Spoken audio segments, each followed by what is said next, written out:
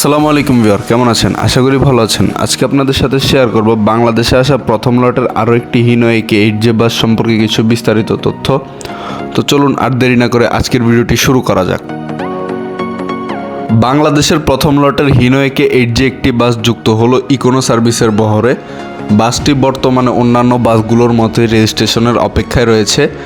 এমনিতে হচ্ছে বাসটির সম্পূর্ণ কাজ কমপ্লিট হয়ে গেছে, যা আপনারা দেখতেই পারতেছেন, এবং বাসটির ফ্রন্ট ব্যাক হচ্ছে ক্লাসিক শেপেই রাখা হয়েছে, কোনো রকম উদ্ভট শেপ অ্যাপ্লাই করা হয়নি বাসটিতে। এই হিনো একে 8J বাসটিরও সম্পূর্ণ বডি নির্মাণ করা হয়েছে জয়নব ইঞ্জিনিয়ারিং ওয়ার্কশপ থেকেই।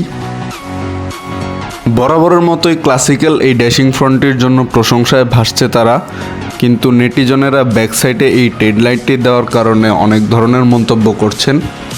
অন্যান্য নন এসি অর্থাৎ হিনো একে 1J'র তুলনায় 8J বাস একটু লম্বা হওয়া সত্ত্বেও বাসগুলোতে 40টি করেই সিট দেওয়া হয়েছে, এবং ইন্টেরিয়র ডেকোরেশন সেম 1J'র মতোই করা হয়েছে।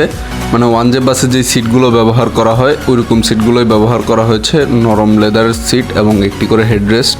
এখানে 8J'র অর্থাৎ হিনো স্টিয়ারিং এবং 160 মিটারের একটি ড্যাশবোর্ড দেখতে পাচ্ছেন, এবং ড্যাশবোর্ডের সব ধরনের কন্ট্রোলিংয়ের ব্যবস্থাই রয়েছে বাসটিতে। আজকের ভিডিওটি মোটামুটি এই পর্যন্তই ছিল। ইনশাল্লাহ বাসটির রেজিস্ট্রেশন পেলে আবারও একটি বিস্তারিত ভিডিও দেওয়ার চেষ্টা করব, এবং দেখা হচ্ছে পরের ভিডিওতে আবার ইনশাল্লাহ। ততক্ষণ পর্যন্ত ভালো থাকবেন, সুস্থ থাকবেন। আসসালামু আলাইকুম।